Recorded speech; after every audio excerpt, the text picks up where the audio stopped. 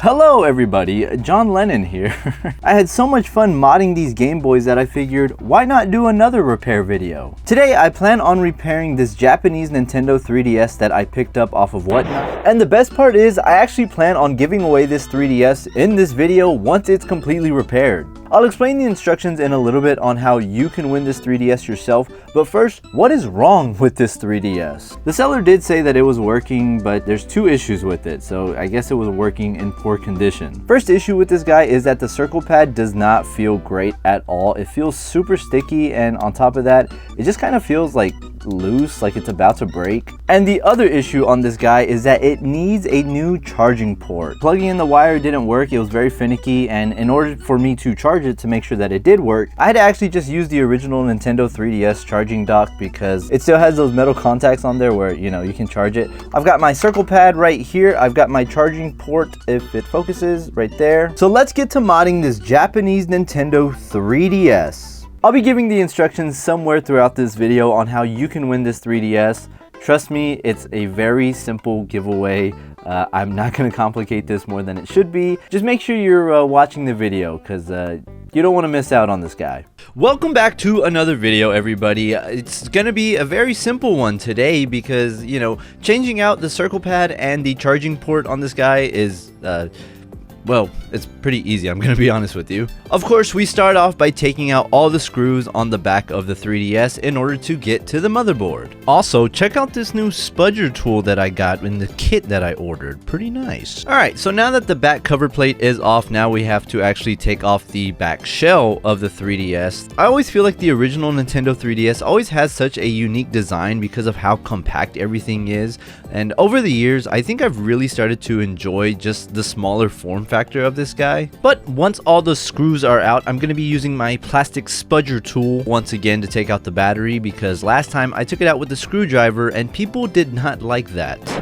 Once all the back screws are finally taken off, you can now lift up the back shell and expose the motherboard. But you want to be careful as your left and right shoulder buttons are still connected with these like ribbon latches, as I'm showing off right here. This is where you have to be a little bit more patient as these ribbon cables are super delicate, and I won't lie, I have ripped them in the past working on other 3DSs, so yeah, just be very careful. Now, I actually decided to replace the easier part first as I've done plenty of circle pad replacements, and one thing to note is that the circle pad was still working.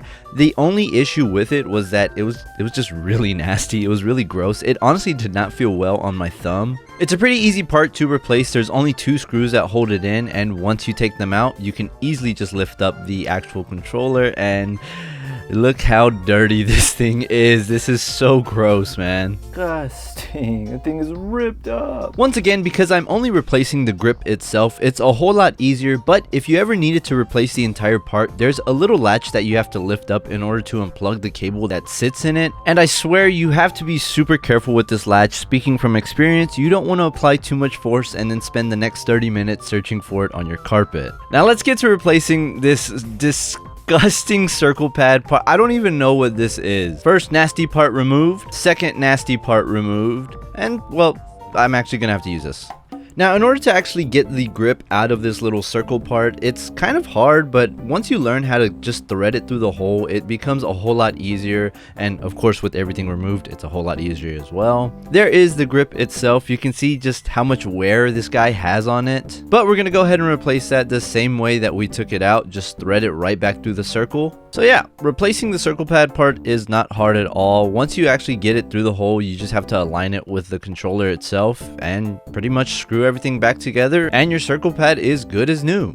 Now it's time for the worst part of this repair, but the best part of the video. Desoldering the old charging port actually took me like a good 30 minutes to do since I had to be extra careful not to break anything. So as I do that, here's the instructions on how you can win this 3DS. I have two rules for entering this 3DS giveaway. Number one, you must be a true 3DS lover at heart. And number two, Leave a comment telling me why you think you should win the 3DS, and let me know what game you'd be most excited to play on this 3DS as well. I'll be choosing the winner of this 3DS in exactly 1 week from today, Sunday, July 19th, 2026. No winners will be determined before then, so if you see any spam bots commenting, just use your best judgment and ask yourself, is this really Nick's level? Of course, good luck to everyone that joins. If you watch through this video, you probably have a higher chance because a lot of people probably won't even make it this far in the video.